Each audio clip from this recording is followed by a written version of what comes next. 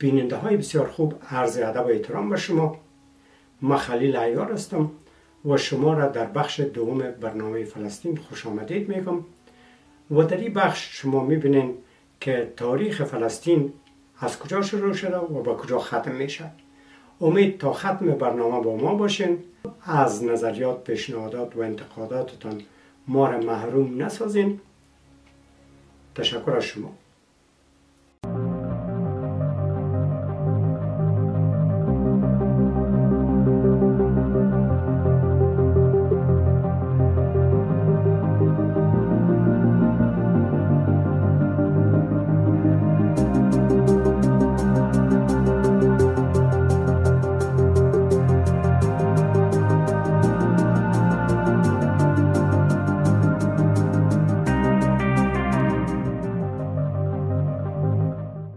شما دیدین در رسمی شدن دولت اسرائیل باعث یک مملکت یا مراحل اروپایی شدن فلسطین، حالا میبینیم که به صورت رسمی توسط دولت امریکا و هری ترومن اعلان میشه و هری ترومن چی رقم صحبت‌های خود که میکنه چی است و همین نقشه را که نشان میده و مخصوصا همین صحبت را که میکنه که ما همراه عربام گپ زدیم، خود یک گپ دروغی است، وقت یهودام گپ زدیم و ما دیگر راه نیافتیم، کلگی باید از روی مجبوری با هم گزاره کنن و دولت اسرائیل یک مردم نو است در فلسطین. But don't think that decision to recognize Israel is an easy one. I had to make a compromise with the Arabs and divide Palestine. The Jews wanted to chase all the Arabs into the Tigris and Euphrates River, and the Arabs wanted to chase all the Jews into the Red Sea. And what I was trying to do was to find a homeland for the Jews and still be just with the Arabs. But when you go into a thing of that kind,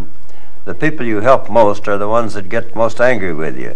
Both of them were against me on the situation, but as President of the United States, I paid no attention to them, carried out what I thought was right, and I had the support of the Congress, and I could do it, which is unusual in these days. Could you tell us specifically that a lot of Jewish people were against you too? Oh, well, there were a lot of Jewish people against me because they wanted the whole of Palestine. As I say, they wanted to drive all the Arabs into the Tigris and Euphrates rivers.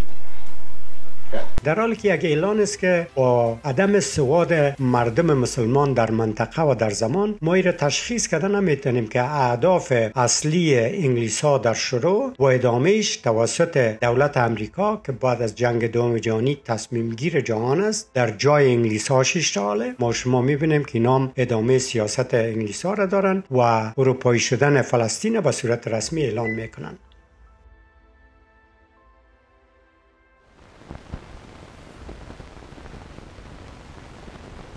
در همون دقیقه که اعلان میشه دولت اسرائیل اولین کاری که میکنه مردم فلسطین از مناطقی که اعلان شده است برای یهودا میکشه. این واقعه را عربا به نام نکبه میگن. نکبه یک لغت عربی است که به اصطلاح روز بدبختی معنیش است یا روزی که سرنوشت فلسطینی‌ها سرنگون میشه. در همین یک روز، در همین یک اعلانه که جهان غرب میکنه و سرپرستی دولت امریکا، اضافه تر از 700,000 فلسطینی مسلمان از مناطقشان کشیده میشن و به خاکای همسایه پناهنده میشن.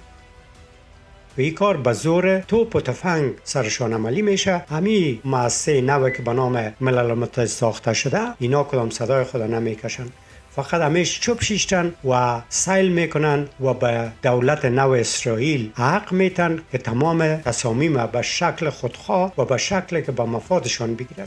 و مفاد یهودهای از اروپا به فلسطین آمدن مفادشان همیست که هر چقدر میتونن در هر طرزی که میتونن و هر گپی که پیدا میشه او را یک بهانه بسازن و فلسطینیا را هر روز از اون جایایی که هست کشیده برن و این کار چندین بار ادامه پیدا میکنه. اولینش که گفتیم در سال 1948 است که مردم فلسطین به ضد اعلان اسرائیل شدن خاکشان استاده میشن که در معین روز نصف خاک خود از دست میتن. بعد از او در سالهای بعدی جنگای دیگه میشه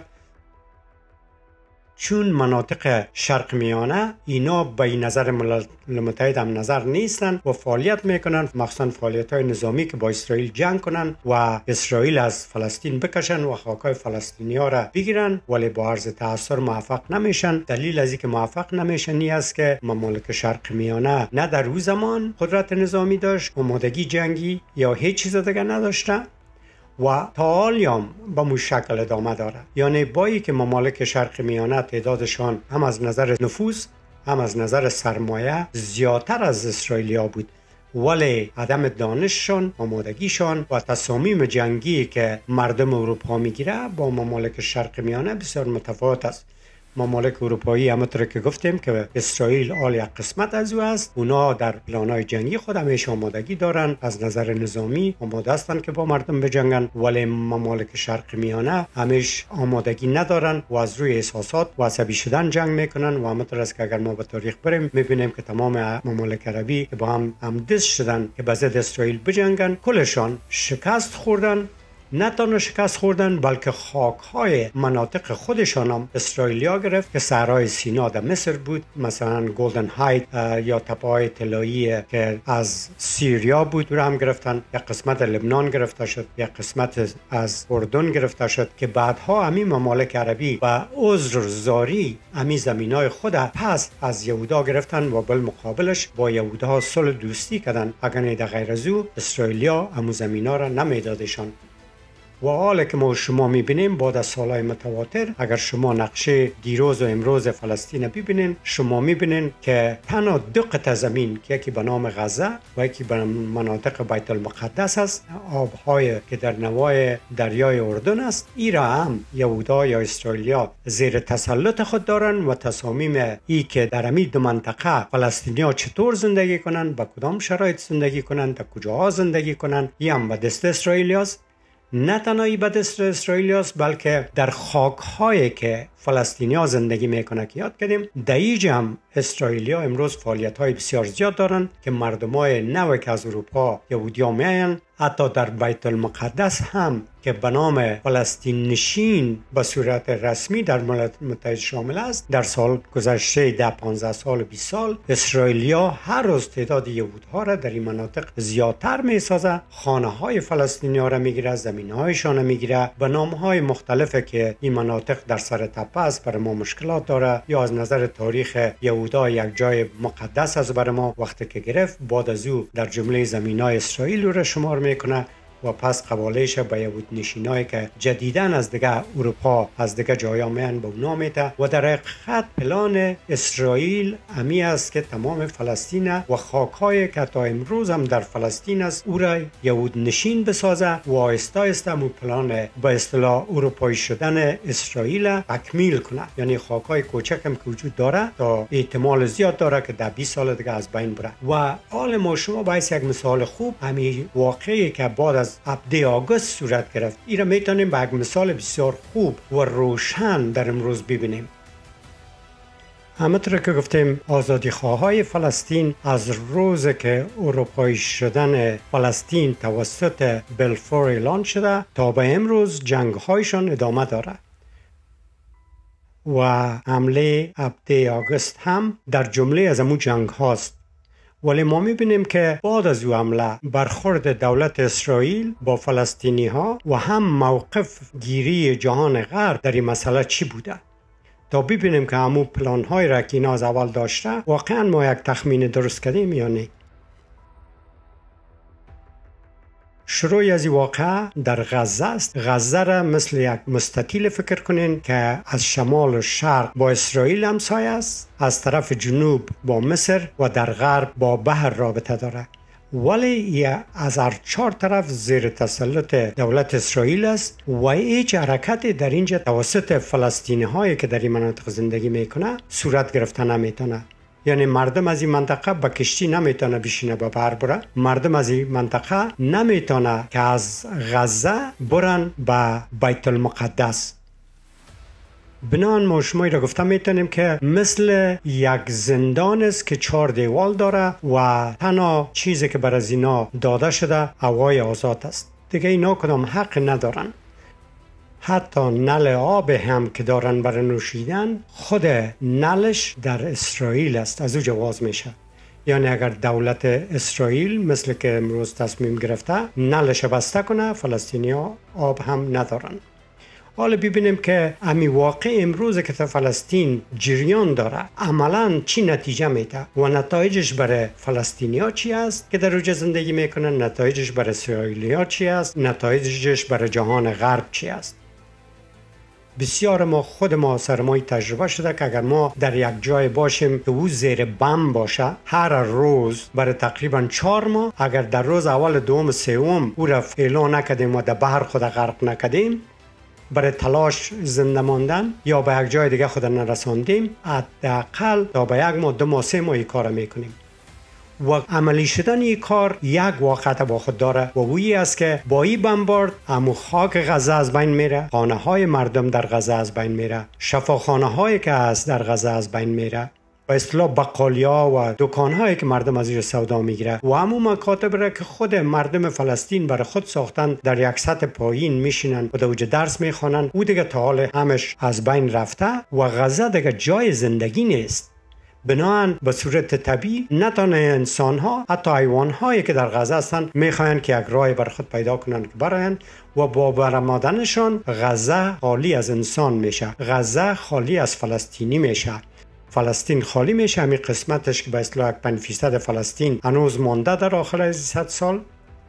وقتی که فلسطینی‌ها برای همونطور که اسرائیل‌ها وقت شروع کرده با بولدوزرها در چپه کردنش، آهسته آهسته رو تقسیمات میکنن به یهودهای که نو مهاجر یا یهودهایی که در ممالک اروپایی زندگی میکنه یا حتی در امریکا زندگی میکنه و یا در دیگر جاها زندگی میکنه که در اینجا بیان. معمولا دولت اسرائیل برای اونهایی که میاین و در خاکای فلسطینی زندگی میکنن زمینای مفت میده، کمک‌های اقتصادی میکنه، خانه براشان آباد میکنه، با اصطلاح شرایط بسیار خوبه براشان مساعد میسازه. بنابراین این یک اساس پالیسی داره. اساس از این است که اینمی قسمت غزه را که اینا زیر گرفتن و ای را بمبارد کردن دیگه تقریبا اگر کل فلسطینی از یا نبرای یک 60-70% دیگه که در امی 4 دیوالی زندگی میکنه میبرای و ای چی میشه؟ یهود نشین میشه. قبلا اینا در قسمت یهود نشین شدن بیت المقدس و یک خاک کوچه دیگه که در بغل دریای اردن است هم شروع کردن که اونجا هم تقریبا 60-70% یهود نشین شده.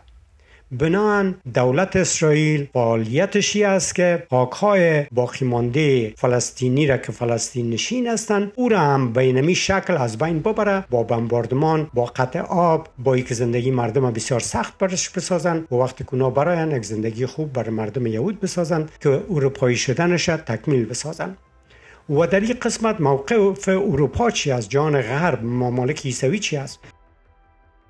اینا از امور روز که بلفور فرمان اروپایی شدن فلسطین صادر کرده تا او زمان که دولت امریکا رسمی شدن دولت اسرائیل صادر کرده و حال که در زمان امروز زندگی میکنیم، دولت‌های جهان غرب به شمول ایالات متحده نه تنها که در قسمت از اینکه این مردم بیگناه کشته نشن به دولت اسرائیل پیشنهاد کنه یا حتی مجبورش بسازه. چه وقتی که عراق سر کویت حمله کرد موقف دولت امریکا چی بود؟ یک حمله نظامی. وقتی که روسا سر یوکرین حمله کرد موقف امریکا چی است؟ در مقابل روسا به بیلیون ها دلار اینا خرج میکنن به خاطر از اینکه کشتن او اطفال، زنها و مردمای بیگناه را اینا از دید بشر دور میدانن، به خاطر چی که اونا یک مملکت عیسوی است. ولی در مملکت مسلمان، در جایی که مردم مسلمان است و فلسطینی است، عین فرمول نیست، عین طرز دید نیست توسط مردم عیسوی. بنان اینا چشم پت و گوش بسته شیشتن و منتظر هستند آخرین مراحل اروپایی شدن فلسطین زیر نام اسرائیل اینا ببینن.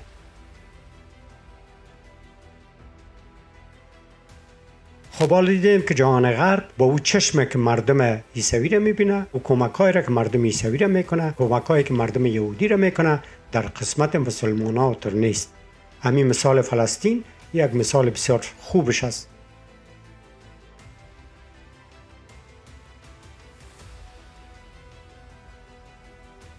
حالا یک نکته دیگر را ما براتون میخوایم علاوه کنم که اون نکته سرازی است که یک پلان نو که به اصطلاح برای مفاد دولت اسرائیل است و چطور امی بدبختی های را که سر فلسطینی آوردن به اصطلاح بازم در زیر خالین کنن و بگوین که ما صلح خواستیم، این ما فعالیت داریم، در ممالک عربی رفتیم و ما یک پلان نو داریم که به اصطلاح ما سرکرده هستیم، ما به خوبی هم هستیم، در حالی که یک دروغ است. پلان نو به نام مائده ابراهیم اینا ساختن. دونالد ترامپ رئیس جمهور امریکا در سال 2020 یک توافقنامه به نام توافقنامه ابراهیم ساخت. این توافقنامه را برای صلح در بین اسرائیلیا و مردم عرب ساخت. و این را میخوایم یک کم سرش گپ بزنیم که فایده از این توافقنامه برای عربا چی است، برای اسرائیلیا چی است و برای فلسطینیا چی است. 100 سال پیشتر از این برنامه انگلیس ها و اروپایی ها ترکیه عثمانی را شکستاندند و ممالک مسلمان شرق میانه را که میخواستند با هم یک جا برادر و برابر زندگی کنند، زیر یک بیرق اسلامی باشه زندگی کنند، برخلاف انگلیس ها اینا را به چند مملکت تقسیم میکنه و 3 تا از این ممالک خودشان میگیره که عراق، اردن و فلسطین است. و همونطور که در این برنامه گفتیم اینا فلسطین اروپایی اعلان میکنن و در حدود 100 سال میشه که تقریبا اروپایی شدن فلسطین در حالت تکمیل شدن است و پلان جهان غربی است که چطور میتونن اسرائیل با ممالک عرب دوست رفیق بسازن، چرا این ممالک همه نفتخیز است و خود اسرائیل مثل یک مملکت اروپایی است و چطور میتونه که مواد در مقابل پیسه نفت عربا بفروشه و از این را یک راه عاید داشته باشه. به اصطلاح میخواین که اقتصاد اسرائیل یک اقتصاد خودکفا باشه. و چون مسئله فلسطین هنوز حل نشده، بنابراین یکی از کارهایی که جهان غرب همیش در فکر است که بکنه و است که چطور میتونه کمی رابطه سیاسی اسرائیل با ممالک عربی درست بسازه. مخصوصا که در معاهدات سابق مردم عرب همه یک معاهده امضا کردن که با اسرائیل در صلح نباشند تا ای که مسئله فلسطین حل نشه و حق مردم فلسطین داده نشه. توافقنامه ابراهیم بسیار یک توافقنامه خوب و چون پیام صلح در خود داره،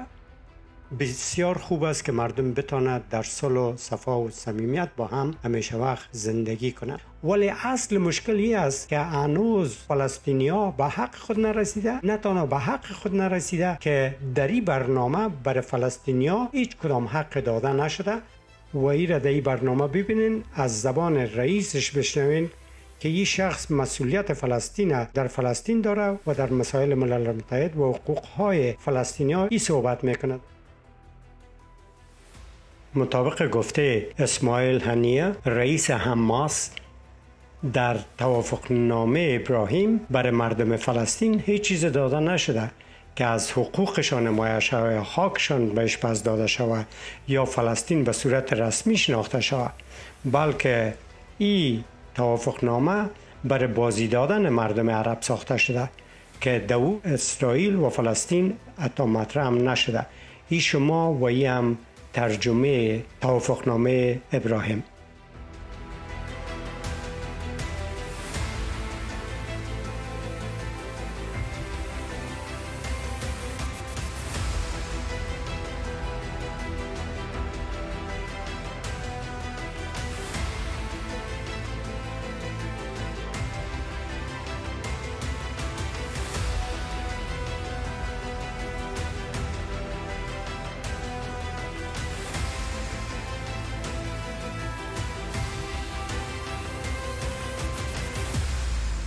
از زمانی که توافقنامه صادر شده تا آگوست 2023 4 مملکت عربی را امضا کردند که با اسرائیل در صلح باشند. یکیش امارات عربی است، دومش بحرین است، سودان است و هم مراکو است. در سالهای 23 جو بایدن که رئیس جمهور امریکا است و ای با دونالد ترامپ در رقابت انتخابات برابر شده، ای هم میخواد که همو کار کاکگی که دونالد ترامپ به نظرش کرده بود همو کار در مابین عربا یک ذره بازم تشویق کنه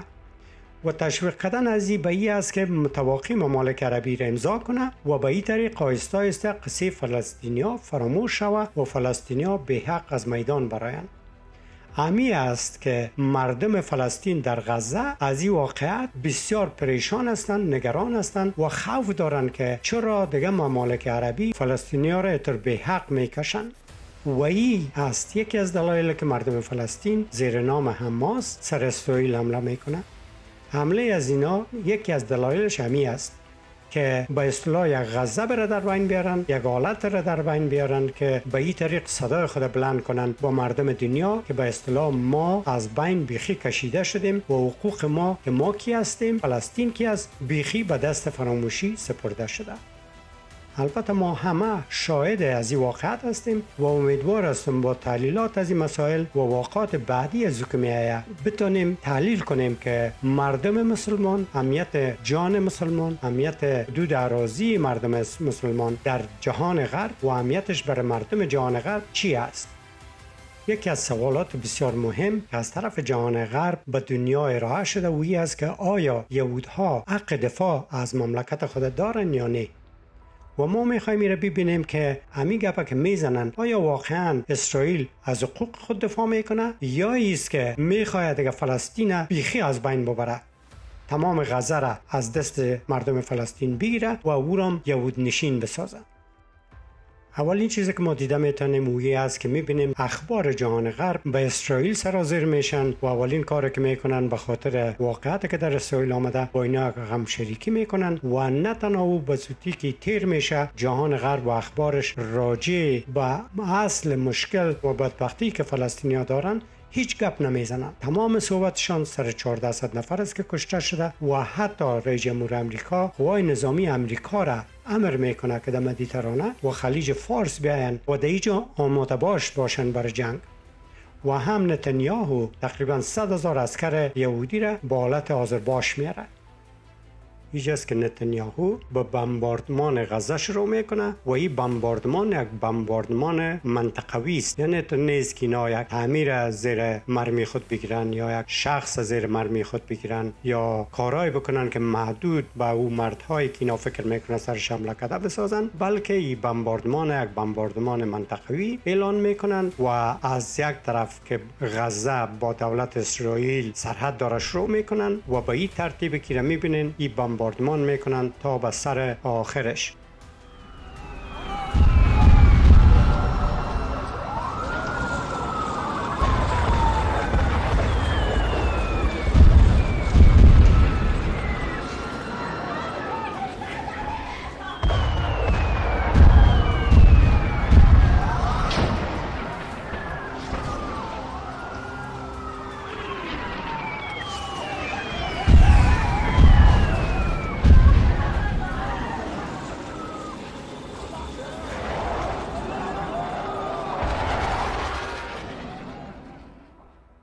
امروز که ما در اول ماه می هستیم و تقریبا 8-9 ماه از این واقعیت تیر میشه، شما ببینید در جدول ها که بالمقابل 13 چند نفر یهودی که کشته شده بود، تعداد فلسطینی یا مردم غزه چی است. شما در جدول ها ببینید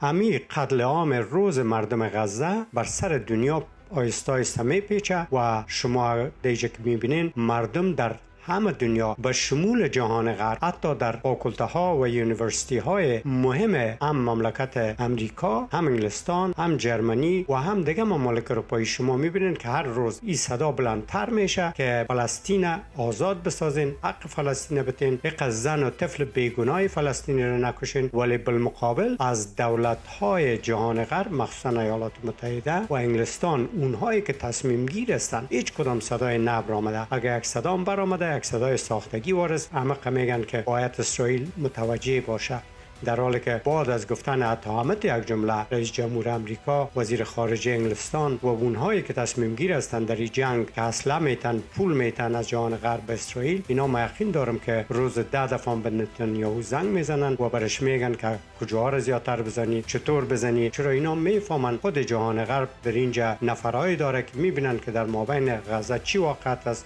چی بدبختی است، کیا در کجا هستند. ما هم فراموش نکنیم که پلان اصلی، پلان اروپایی شدن فلسطین، انگلیس‌ها شروع کرده در سال 1920 و ایالات متحده امریکا در سال 1948 فلسطین به نام اسرائیل اولین بار در ملل متحد اعلان کرده. بنان اینا امو اندازه دیگهش که باید تکمیل شود، همین دفعه که یک واقع شده بسیار فعالیت دارن که امو تکمیل شدنش اگه بتونن همین دفعه بسازن.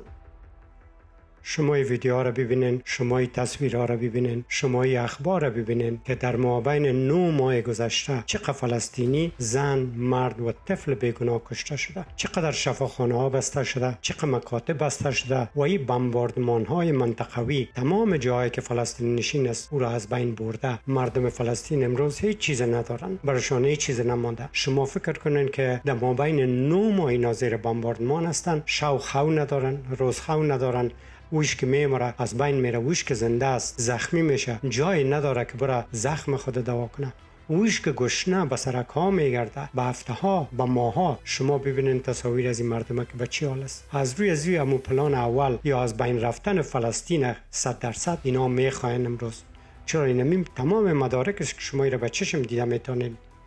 تمام مدارکی که در 9 ماه واقعاتی که اسرائیل با کمک امریکا، با کمک انگلستان، با کمک جرمنی سر مردم فلسطین آورده.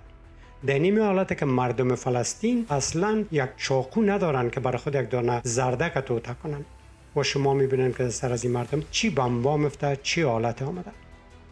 و تمام منابع جهان غرب هر روز فعالیت هستند در ممالک شرق میانه که پرنفوس است میرن، مصر، اردن، عربستان و دیگه ممالک عربی که اگر اینا بتونن یک راه پیدا کنن که همین فلسطینیای باقی مانده غزه را کلگیش ببرن در مملکت مسلمانی یا در دیگه ممالک مسلمانی تقسیم کنن و پیسه‌ش حتی آمریکایی‌ها حاضر است که بته که اینا در اونجا بره پناهنده شود تا اینا تمام خاکای فلسطین بگیرن و یهودای نو از اروپا و از اوکراین برش بیارن. یعنی امریکا امیال خودش میخواه امیر پیسه بده و به می سبب است که در ممالک عربی میگرده. ولی ممالک عربی که فریب چندین بار خوردن، نه تنها فریب کی را بردن در ملک‌های خود، اما بعدها هم از نظر اقتصادی بعض از اینا قدر پول نداره که بده، مثل اردن و عراق و دیگه و هم مردم زیادتر به ضد دولت‌های خود شدن. به اون سبب این دفعه میگن نه ما نمیخوایم. اما بازم ما براتون گفتم میتونم که بر از جهان غرب امت یک راه پناهندگی را پیدا میکنه و حتی آل یک بودجه هم تخصیص دادن بر از که بتن به ممالک که اینا را به حیث پناهنده میگیره. نتیجتاً گفته میتونیم که اگر ما شما تاریخ 150 سال ممالک مسلمان دقیق از نزدیک ببینیم، این امیر روزگار ما شما مردم است و در آینده ما شما از دور نیستیم. چرا جهان غرب در ممالک مسلمان آمده و اساس اقتصادیشان به اساس ممالک اسلامی پیش میره. به خاطر چی؟ به خاطر که در ممالک مسلمانی ما شما که ببینیم چقدر مواد خام داریم، چقدر نیروی کار داریم و اینا به این نیازمند هستند. اگر اینا همین مواد خام ما را به بسیار ارزانی نخرند و تنها شرایط سر ما قسم آوردن که باید ما او را به دلار بخریم، به یورو بخریم، فروشش تنها در ایالات متحده و اروپا شود، بنان ما از این دول عرض هیچ وقت خلاصی نداریم. به خاطر چی؟ به خاطر از اینکه همین مفادای ملی و مفادای شخصی از اینا در قسمت همین مواد که ما داریم بر از اینا حیثیت حیاتی داره و بر از اینکه اینا همون مفادای شخصی و ملی خود نگاه کنن و خودشان پیشرفته و ما عقب مانده باشیم، یکی از طرزهای را که استفاده میکنن، همونطور که در ممالک عربی دیدیم که پادشاها را دست نشانده میسازن، وزارت‌های دفاع را به دست خود میگیرن و تمام تصامیم در این ممالک اینا گرفتن و شما میبینین که چی رقم این ممالک با بدبختی دائمی روبرو هستند. همونطور که در این مطالعات خود که ما شما کردیم در ممالک شرق میانه و دیگرایش هم کایسته میبینیم که از 150 سال به این طرف اروپایی‌ها در شمال افریقا آمدن و هم بعد جنگ اول جهانی شرق میانه را گرفتن. در قسمت فلسطین دیدیم که اروپایی ساختن و همینطور در قسمت اردن و عراق و غیر دیگه‌ش هم می‌بینیم که از چی ترک‌ها استفاده کردن که اونا را دست نشانده به خود سازن، حتی سلطنت‌هایشان مجبور بسازه که غیر از رابطه با جهان غرب و امریکا با کس دیگه در ممالک مثل چین، روسیه و غیره کدام رابطه نداشته باشند.